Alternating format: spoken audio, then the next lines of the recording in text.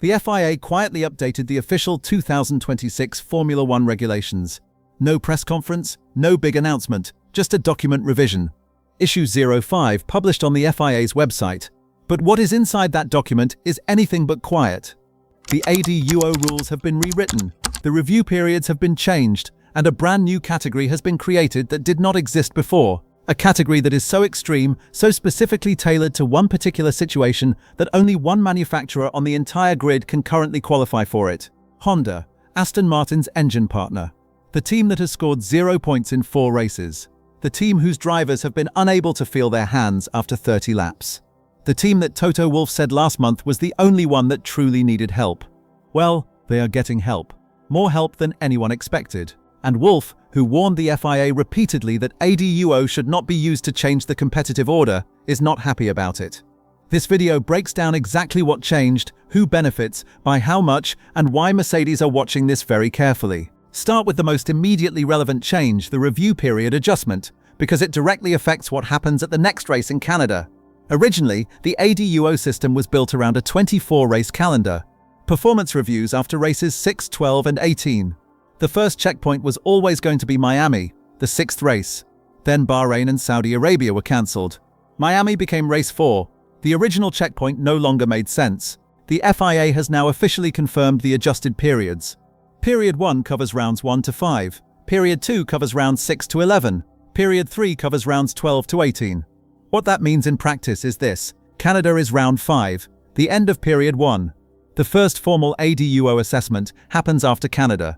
Any manufacturer found to be behind the benchmark after that race will be notified and can introduce upgrades at the first race of period 2, which is currently Barcelona. For Ferrari, this is genuinely good news. The upgrade that was being discussed for Monaco or Spain can now potentially arrive at Barcelona with the formal regulatory backing of an ADUO grant, rather than just relying on homologation permissions. For Honda and Aston Martin, the timeline matters less than the category change that comes with it. Because what the FIA built for period 1 is not just a timeline adjustment, it is a rescue package. This is the change that matters most, and the one that Toto Wolff is most concerned about. Before May 7th, the ADUO system had 5 performance bands, less than 2% behind, no help. Between 2% and 4%, 1 upgrade opportunity. Between 4% and 6%, 6% and 8%, and 10%, escalating levels of support. The system stopped at 10%. There was no category for manufacturers more than 10% behind the benchmark. There is now. The new category, officially confirmed in the FIA's Issue 05 document, grants manufacturers more than 10% behind the benchmark 230 additional development hours per ADUO period. That is the maximum in the entire table. More than any other category. More than double what a manufacturer 2 to 4% behind receives. And the financial support that comes with it, $11 million in cost cap relief per period, is also the highest available. Who is more than 10% behind the benchmark? The FIA has not published the specific IC Performance Index numbers publicly, but the picture from the first 4 races is not ambiguous. Honda's power unit has been limiting Aston Martin to the back of the grid. Verstappen estimated at one point that the vibrations and power deficit combined were costing several seconds per lap. Independent technical analysis has consistently placed the Honda unit as the furthest from the benchmark of any manufacturer on the grid. The 10% category was not created for Ferrari. Ferrari's deficit to Mercedes is estimated at around 2%, enough for ADUO support, but nowhere near 10%. The 10% category was created because the existing categories did not go far enough for the situation Honda is actually in.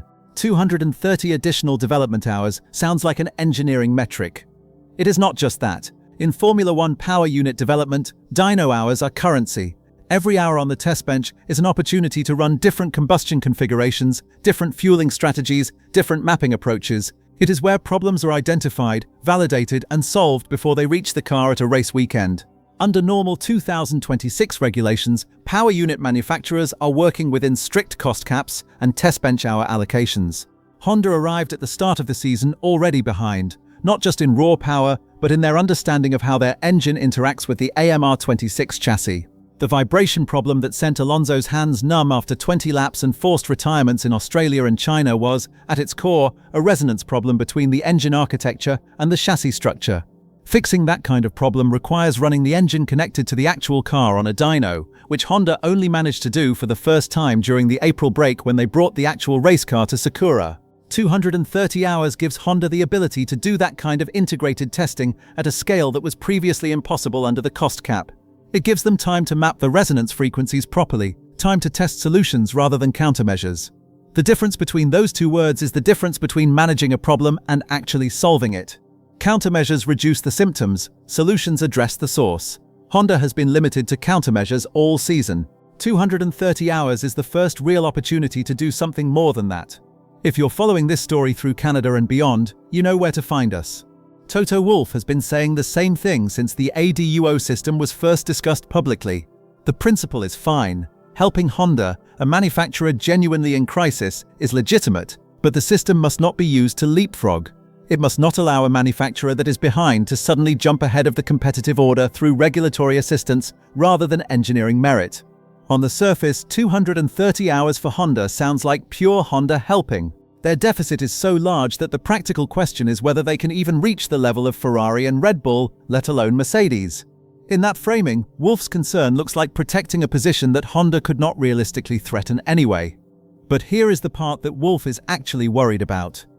The ADUO system does not only apply to Honda. Ferrari qualifies at the 2% threshold, Audi likely qualifies, Red Bull powertrains may or may not qualify depending on where their IC performance index sits.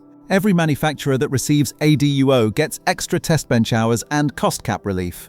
Ferrari, if confirmed at around 2 to 4% behind Mercedes, receives 70 hours per period and $3 million in cost cap relief.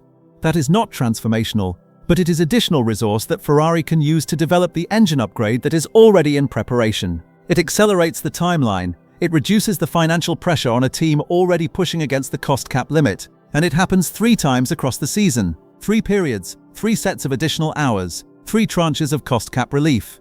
Added together, that represents a meaningful resource advantage for non-Mercedes manufacturers across the full season. That is what Wolff is protecting against. Not Honda catching Mercedes, Ferrari catching Mercedes. Let's go through every manufacturer quickly, because the numbers tell the story better than anything else. Mercedes get nothing. They are the benchmark. Ferrari gets 70 hours and $3 million per period, 3 times across the season. That is 210 hours and $9 million to accelerate an upgrade already in preparation. Red Bull powertrains sit right on the 2% threshold. Inside it, nothing. Outside it, 70 hours and $3 million. A line call worth tens of millions in competitive resource. Audi are almost certainly in the ADUO zone at a level above Ferrari. More hours, more financial relief, and Honda. 230 hours, $11 million per period. If Honda qualifies for all 3 periods, which at their current deficit seems almost certain, that is 690 additional test bench hours and $33 million in cost cap relief across 2026. For a manufacturer that started the season unable to complete a race distance, that is not just help, that is a lifeline. Wolff said ADUO was designed to help manufacturers catch up, not leapfrog. He is right about the principle. The question is whether the FIA can deliver on it when the resources flowing through ADUO are this significant. Canada is 5 days away. The first formal assessment happens after that race. One document, published quietly on May 7th, might end up being the most important piece of paper in the 2026 championship. You know where to find us.